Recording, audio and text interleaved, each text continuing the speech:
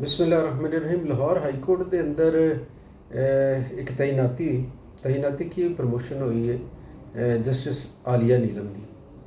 Justice Alia नीलम ਨੂੰ Lahore high court ਦੀ chief justice ਬਣਾਇਆ ਗਿਆ। ਇਹਦੇ ਉੱਤੇ ਮੁxtਲਿਫ ਹਲਕੇ, ਖਾਸ ਤੌਰ 'ਤੇ ਕਾਨੂੰਨੀ ਜਿਹੜੇ ਹਲਕੇ ਨੇ ਉਹ ਕਈ ਤਰ੍ਹਾਂ ਦੀਆਂ ਗੱਲਾਂ ਕਰ ਰਹੇ ਨੇ। ਇੱਕ ਤਾਂ ਸਭ ਤੋਂ ਵੱਡਾ ਜਿਹੜਾ ਇਤਰਾਜ਼ ਆਇਆ ਕਿ ਵਹਾਬੁਲ ਖੈਰੀ ਸਾਹਿਬ ਦਾ ਜਿਹੜਾ ਦਾਇਰ ਕੀਤਾ ਕੇਸ ਸੀ, ਜਿਹਨੂੰ ਅਲ ਜਿਹਾਦ ਟਰਸਟ ਦਾ ਕੇਸ ਦਾ ਨਾਂ ਲਿਆ ਜਾਂਦਾ ਹੈ, 1996 ਦਾ ਕੇਸ, ਉਹਦੇ ਵਿੱਚ ਇਹ ਤੈਅ ਪਾਇਆ ਸੀ ਕਿ ਜੱਜਾਂ ਦੀ ਜਿੰਨੀ ਵੀ ਪ੍ਰਮੋਸ਼ਨਸ ਹੋਣਗੀਆਂ ਉਹ ਸੀਨੀਅਰਟੀ ਦੀ ਬੁਨਿਆਦ 'ਤੇ ਹੋਣਗੀਆਂ। ਔਰ ਉਸ ਤੋਂ ਬਾਅਦ ਇਸੇ ਤਰ੍ਹਾਂ ਹੀ ਹੋਇਆ। ਜਿੰਨੇ ਵੀ ਜੱਜ ਸੁਪਰੀਮ ਕੋਰਟ ਜਾਂ ਲਾਹੌਰ ਹਾਈ ਕੋਰਟ ਦੇ ਵਿੱਚ ਪ੍ਰਮੋਟ ਹੋਏ ਉਹ ਸੀਨੀਅਰਟੀ ਦੀ ਬੁਨਿਆਦ ਦੇ ਉੱਤੇ ਗਏ।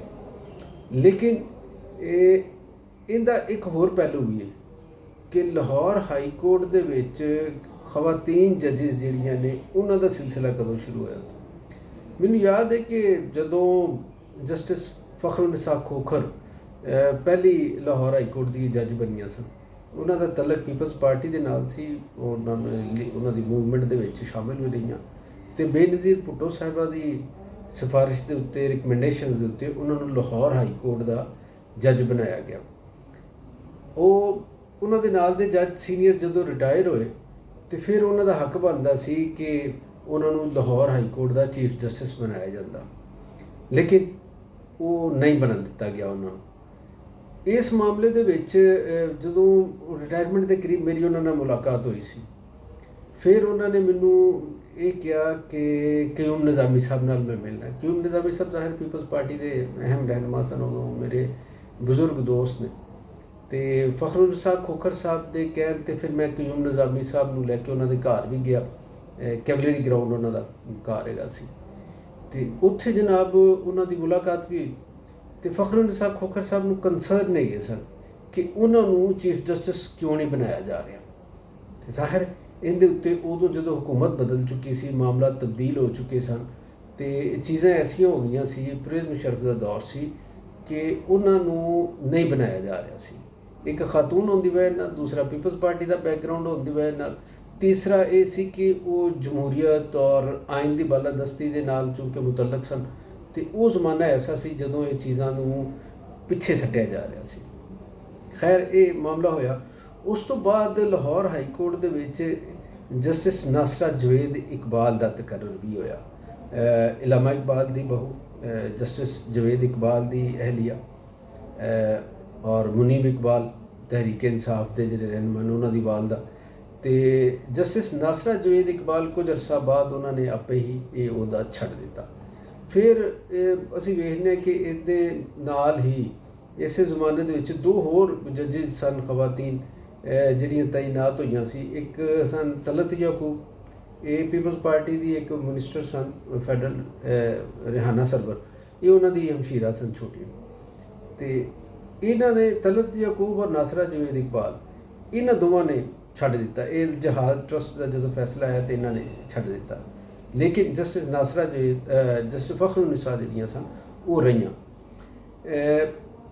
ਜਸਟਿਸ ਆਲੀਆ ਨੀਲਮ ਦੀ ਜਦੋਂ ਤੱਕ ਗੱਲ ਹੈ, ਲਾਹੌਰ ਹਾਈ ਕੋਰਟ ਦੇ ਵਿੱਚ ਪ੍ਰੈਕਟਿਸ ਕਰਦੇ ਰਹੀਆਂ। ਟਰਾਇਲ ਕੋਰਟਸ ਦੇ ਵਿੱਚ ਵੀ 1400 ਤੋਂ ਜ਼ਿਆਦਾ ਮੁਕੱਦਮਾਤ ਜਿਹੜੇ ਨੇ ਉਹਨਾਂ ਦੇ ਵਿੱਚ ਇੱਕ ਵਕੀਲ ਦੇ ਤੌਰ 'ਤੇ ਪੇਸ਼ ਹੋਈਆਂ। ਲਾਹੌਰ ਹਾਈ ਕੋਰਟ ਦੇ ਵਿੱਚ ਬਹੁਤ ਸਾਰੇ ਮੁਕੱਦਮਾਤ ਪੇਸ਼ ਹੋਏ। ਸੁਪਰੀਮ ਕੋਰਟ ਦੇ ਵਕੀਲ ਰਹੀਆਂ। ਇਹਨਾਂ ਨੂੰ ਫੌਜਦਾਰੀ ਮੁਕੱਦਮਾਤ, ਦਹਿਸ਼ਤਗਰਦੀ ਔਰ ਇਹਨਾਂ ਅਮੂਰ ਦੇ ਵਿੱਚ ਮਹਾਰਤ ਖਾਸੀ, ਦੀਵਾਨੀ ਮੁਕੱਦਮਾਤ 'ਚ ਮਹਾਰਤ ਹਾਸਿਲ। ਔਰ ਇਸੇ ਵਾਸਤੇ ਹੀ ਇਹਨਾਂ ਨੂੰ 2013 ਦੇ ਵਿੱਚ ਲਾਹੌਰ ਹਾਈ ਕੋਰਟ ਦੇ ਵਿੱਚ ਜੱਜ ਜਿਹੜਾ ਉਹ ਮੁਕਰਰ ਕੀਤਾ ਗਿਆ। ਇਬਤਦਾਈ ਤੌਰ 'ਤੇ ਐਡਹਾਕ ਜੱਜ ਸਨ ਅਤੇ ਫਿਰ ਉਹਨਾਂ ਨੂੰ ਮੁਸਤਕਲ ਜੱਜ ਕੀਤਾ ਗਿਆ। ਹੁਣ ਜਿਹੜਾ ਇਹਨਾਂ ਦੀ ਤਾਇਨਾਤੀ ਦੇ ਉੱਤੇ ਇੱਕ ਤਨਾਜ਼ਾ ਸਮਝਿਆ ਜਾ ਰਿਹਾ ਉਹ ਇਹ ਵੇ ਕਿ ਇਹਨਾਂ ਤੋਂ ਦੋ ਜੱਜ ਸੀਨੀਅਰ, ਇੱਕ ਤਾਂ ਹੁਣ ਜਿਹੜੇ ਕਾਇਮ ਮਕਾਮ ਜੱਜ ਸਨ ਜਸਟਿਸ ਸ਼ੁਜਾਤ ਅਲੀ ਖਾਨ ਔਰ ਦੂਸਰੇ ਅਲੀ ਬਾਕਰ ਨਜਫੀ ਸਾਹਿਬ, ਇਹ ਦੋ ਜੱਜਿਸ ਇਹਨਾਂ ਨਾਲ ਸੀਨੀਅਰ ਸਨ। ਸਵਾਲ ਕਾਨੂੰਨੀ ਹਲਕੇ ਚੁੱਕ ਰਹੇ ਨੇ ਕਿ ਜਦੋਂ ਅਲ ਜਿਹਾਦ ਟਰਸਟ ਦੇ ਵਿੱਚ ਇਹ ਫੈਸਲਾ ਹੋਇਆ 1996 ਦਾ ਕਿ ਸੀਨੀਅਰ ਮੋਸਟ ਜਿਹੜਾ ਜੱਜ ਹੈ ਉਹ ਹੀ ਚੀਫ ਜਸਟਿਸ ਬਣੇਗਾ, ਅਤੇ ਫਿਰ ਜਸਟਿਸ ਆਲੀਆ ਨੀਲਮ ਨੂੰ ਕਿਉਂ ਚੀਫ ਜਸਟਿਸ ਬਣਾਇਆ ਜਾ ਰਿਹਾ, ਇਹ ਸਵਾਲ ਆਇਆ। ਔਰ ਇਸ ਸਵਾਲ ਦੇ ਨਾਲ ਕੁਝ ਲੋਕ ਇਹ ਵੀ ਸਮਝਦੇ ਨੇ ਕਿ ਇਹਨਾਂ ਦੀ ਸ਼ਾਇਦ ਕੋਈ ਪੋਲੀਟੀਕਲ ਵਬਸਤਗੀ, ਕੋਈ ਰਾਬਤੇ, ਕੁਝ ਐਸੀਆਂ ਚੀਜ਼ਾਂ ਵੀ ਹੈਗੀਆਂ ਨੇ ਜਿਹੜੀਆਂ ਮੌਜੂਦਾ ਹਕੂਮਤ ਨੂੰ ਸਪੋਰਟ ਕਰ ਸਕਦੀਆਂ ਨੇ। ਅਗਰਚੇ ਕਿਸੇ ਜੱਜ ਬਾਰੇ ਇਸ ਤਰ੍ਹਾਂ ਨਹੀਂ ਕਿਹਾ ਜਾ ਸਕਦਾ, ਲੇਕਿਨ ਇਹ ਪੁਰਾਣਾ ਮਾਜ਼ੀ ਦੇ ਵਿੱਚ ਅਗਰ ਪ੍ਰੈਕਟਿਸ ਕਰਦੇ ਹੋਏ ਤੁਸੀਂ 100 ਬੰਦਿਆਂ ਨਾਲ ਮਿਲਦੇ ਜੇ, ਤਸਵੀਰਾਂ ਵੀ ਲਵਾਉਂਦੇ ਜੇ ਉਹਨਾਂ ਦੇ ਨਾਲ, ਅਤੇ ਉਹੀ ਤਸਵੀਰਾਂ ਵੀ ਹੈਗੀਆਂ ਨੇ ਕਲਸੂਮ ਨਵਾਜ਼ ਦੇ ਨਾਲ, ਮੀਆਂ ਨਵਾਜ਼ ਸ਼ਰੀਫ ਦੇ ਨਾਲ ਉਹਨਾਂ ਦੀਆਂ, ਅਤੇ ਇਹ ਉਸ ਦੌਰ ਦੀਆਂ ਨੇ ਜਦੋਂ ਉਹ ਜੱਜ ਨਹੀਂ ਸਨ। ਅਤੇ ਇਹਨਾਂ ਨੂੰ ਇਹਦੀ ਬੁਨਿਆਦ ਉੱਤੇ ਤਾਂ ਜ਼ਾਹਿਰ ਹੈ ਜਸਟਿਸ ਆਲੀਆ ਨੀਲਮ ਨੂੰ ਉਹਨਾਂ ਦੀ ਵਬਸਤਗੀ ਨਹੀਂ ਜ਼ਾਹਿਰ ਕੀਤੀ ਜਾ ਸਕਦੀ। ਲੇਕਿਨ ਬਾਹਰ ਇਤਰਾਜ਼ਾਤ ਜਿਹੜੇ ਮੁਖਤਲਿਫ ਤਰ੍ਹਾਂ ਦੇ ਸਾਨੂੰ ਨਜ਼ਰ ਆਏ ਨੇ, ਉਹਦੇ ਵਿੱਚ ਇੱਕ ਕਿ ਹੁਣ ਜਿਹੜੇ ਸ਼ਹਿਬਾਜ਼ ਸ਼ਰੀਫ ਸਾਹਿਬ ਦੇ ਖਿਲਾਫ ਇੱਕ ਮਨੀ ਲਾਂਡਰਿੰਗ ਦਾ ਕੇਸ ਸੀ ਬੜਾ ਮਸ਼ਹੂਰ, ਜਿਹਦੇ ਵਿੱਚ ਲੋਕਾਂ ਨੂੰ ਤੋਕੋ ਸੀ ਕਿ ਉਹਨਾਂ ਨੂੰ ਸਜ਼ਾ ਹੋ ਜਾਏਗੀ, ਲੇਕਿਨ ਗਵਰਨਮੈਂਟ ਤਬਦੀਲ ਹੋਈ ਔਰ ਉਸ ਤੋਂ ਚੰਦ ਦਿਨ ਬਾਅਦ ਸਾਰੇ ਮਾਮਲਾਤ ਜਿਹੜੇ ਨੇ ਖਤਮ ਹੋਏ। ਇਸ ਕੇਸ ਦੇ ਵਿੱਚ ਜਿਹੜੇ ਬੈਂਚ ਨੇ ਫੈਸਲਾ ਕੀਤਾ ਸੀ ਕਿ ਸ਼ਹਿਬਾਜ਼ ਸ਼ਰੀਫ ਨੂੰ ਜ਼ਮਾਨਤ ਦਿੱਤੀ ਜਾਵੇ, ਉਹਦੇ ਵਿੱਚ ਜਸਟਿਸ ਆਲੀਆ ਨੀਲਮ ਵੀ ਸ਼ਾਮਿਲ ਸਨ। ਇਹ 2-3 ਹੋਰ ਅਹਿਮ ਸ਼ਖਸੀਅਤ ਦੇ ਹਵਾਲੇ ਨਾਲ ਵੀ ਇਹਨਾਂ ਨੇ ਸਮਾਅਤ ਕੀਤੀ, ਜਿਵੇਂ 9 ਮਈ ਦੇ ਮੁਕੱਦਮਾਤ ਸਨ ਔਰ ਉਹਦੇ ਵਿੱਚ ਜਿਹੜੀ ਤਹਿਰੀਕ ਇਨਸਾਫ ਦੀ ਅਹਿਮ ਰਹਿਨੁਮਾ ਹੈਗੀਆਂ ਸਨ ਖਦੀਜਾ ਸ਼ਾਹ, ਡਾਕਟਰ ਸਲਮਾਨ ਸ਼ਾਹ ਦੀ ਬੇਟੀ, ਉਹਨਾਂ ਦਾ, ਔਰ ਜਿਹੜੀ ਆਲੀਆ ਹਮਜ਼ਾ ਜਿਹੜੀ ਜੇਲ੍ਹ 'ਚ ਰਹਿ ਕੇ ਉਹਨਾਂ ਨੇ ਇਲੈਕਸ਼ਨ ਵੀ ਲੜਿਆ ਔਰ 1 ਲੱਖ ਦੇ ਕਰੀਬ ਵੋਟ ਲਏ ਹਮਜ਼ਾ ਸ਼ਹਿਬਾਜ਼ ਦੇ ਖਿਲਾਫ, ਅਤੇ ਇਹਨਾਂ ਦੋਵਾਂ ਦੀ ਵੀ ਜ਼ਮਾਨਤ ਜਿਹੜੀ ਹੈ ਜਸਟਿਸ ਆਲੀਆ ਨੀਲਮ ਨੇ ਲਈ। ਜਸਟਿਸ ਆਲੀਆ ਨੀਲਮ ਦੇ ਸਾਹਮਣੇ ਬੜਾ ਵੱਡਾ ਕਰੀਅਰ ਹਾਲੇ। ਉਹਨਾਂ ਨੇ ਅਗਰ ਉਹ ਚੀਫ ਜਸਟਿਸ ਰਹੀਆਂ, ਯਾਨੀ ਅੱਗੇ ਸੁਪਰੀਮ ਕੋਰਟ 'ਚ ਉਹ ਐਲੀਵੇਟ ਨਾ ਹੋਈਆਂ, ਅਤੇ ਫਿਰ 11 ਨਵੰਬਰ 2028 ਤੱਕ ਉਹ ਚੀਫ ਜਸਟਿਸ ਰਹਿਣਗੀਆਂ ਲਾਹੌਰ ਹਾਈ ਕੋਰਟ ਦੀਆਂ, ਔਰ ਇਸੇ ਅਹੁਦੇ ਤੋਂ ਫਿਰ ਉਹ ਰਿਟਾਇਰ ਹੋਣਗੀਆਂ।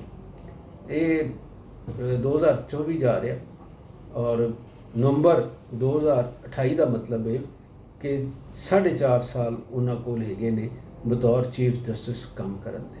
ਅਤੇ ਇਹ ਲਗਭਗ ਉਹੀ ਟਾਈਮ ਹੋਵੇਗਾ ਕਿ ਪੰਜਾਬ ਦੇ ਵਿੱਚ ਅਗਰ ਗਵਰਨਮੈਂਟ ਇਹੋ ਹੀ ਰਹਿੰਦੀ ਹੈ, ਮਰੀਮ ਨਵਾਜ਼ ਸਾਹਿਬਾ ਜਿਹੜੀਆਂ ਨੇ ਉਹ CM ਰਹਿਣਗੀਆਂ 2029 ਦੇ ਇਲੈਕਸ਼ਨ ਤੱਕ, ਅਤੇ ਇਹ ਇੱਕ ਇਤਫਾਕ ਹੋਏਗਾ ਕਿ CM ਜਿਹੜੀ ਨੇ ਉਹ ਵੀ ਖਾਤੂਨ ਹੈ ਔਰ ਲਾਹੌਰ ਹਾਈ ਕੋਰਟ ਦੀ ਚੀਫ ਜਸਟਿਸ ਜਿਹੜੀ ਨੇ ਉਹ ਵੀ ਇੱਕ ਖਾਤੂਨ ਹੈ।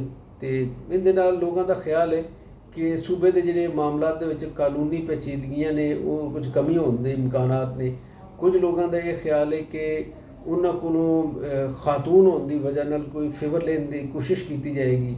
ਅਤੇ ਬਹਰਹਾਲ ਇੱਕ ਅਹਿਮ ਤਕਰਰੀ ਇਹਦੇ ਸਿਆਸੀ ਅਸਰਾਤ ਹੁੰਦੇ ਨੇ ਜਾਂ ਨਹੀਂ ਹੋਣਗੇ, ਲੇਕਿਨ ਕਾਨੂੰਨੀ ਜਿੱਥੋਂ ਤੱਕ ਮਾਮਲਾਤ ਨੇ ਉਹਨਾਂ ਦੇ ਲੋਕ ਬੜੇ ਇੱਕ ਚੰਗਾ ਗੁਮਾਨ ਰੱਖਦੇ ਨੇ ਔਰ ਉਹ ਸਮਝਦੇ ਨੇ ਕਿ ਐਨਰਜੀ ਜ਼ਿਆਦਾ ਹੈ ਇਹਨਾਂ ਦੇ ਵਿੱਚ, ਇਹਨਾਂ ਦਾ ਐਕਸਪੀਰੀਅੰਸ ਹੈ ਔਰ ਇਹ ਬਿਹਤਰ ਤਰੀਕੇ ਨਾਲ ਪੰਜਾਬ ਦੇ ਵਿੱਚ ਜਿਹੜੀ ਕਾਨੂੰਨੀ ਮੁਕੱਦਮਾਤ ਦੀ ਸੂਰਤ ਹਾਲ ਹੈ, ਢੇਰ ਲੱਗਾ ਪਿਆ ਵੇ ਮਤਹਿਤ ਅਦਾਲਤਾਂ 'ਚ ਜਿਹੜੀ ਕਰਪਸ਼ਨ ਹੈਗੀ ਔਰ ਜਿਸ ਤਰ੍ਹਾਂ ਗੈਰ ਜ਼ਰੂਰੀ ਤੌਰ 'ਤੇ ਲੋਕਾਂ ਨੂੰ ਮੁਕੱਦਮਾਤ ਦੇ ਵਿੱਚ ਉਲਝਾਇਆ ਜਾ ਰਿਹਾ ਵੇ, ਗਵਰਨੈਂਸ ਬਿਹਤਰ ਕਰਨ ਦੀ ਜ਼ਰੂਰਤ ਹੈ। ਅਤੇ ਨਵੀਂ chief justice Lahore high court ਜਿਹੜੀਆਂ ਨੇ ਇਹਨਾਂ ਸਾਰੇ ਮਸਾਇਲ ਦੇ ਹੱਲ ਵਾਸਤੇ ਜ਼ਰੂਰ ਕੋਸ਼ਿਸ਼ ਕਰਨਗੇ, ਅਤੇ ਕਾਨੂੰਨੀ ਜਿਹੜੀ ਆਪਣੀ ਪੋਜੀਸ਼ਨ ਉਹਦੇ ਨਾਲ ਨਾਲ ਆਵਾਮ ਦੇ ਵਿੱਚ ਜਿਹੜੀ ਬਦਗੁਮਾਨੀ ਹੈਗੀ ਹੈ ਅਦਾਲਤਾਂ ਬਾਰੇ, ਉਹਦੇ ਦੂਰ ਕਰਨ ਵਾਸਤੇ ਵੀ ਕੁਝ ਮੁਫਾਲ ਕਿਰਦਾਰ ਅਦਾ ਕਰਨਗੇ। ਜਿੰਦੇ ਰਹੋ, ਵਾਸਤੇ ਰਹੋ।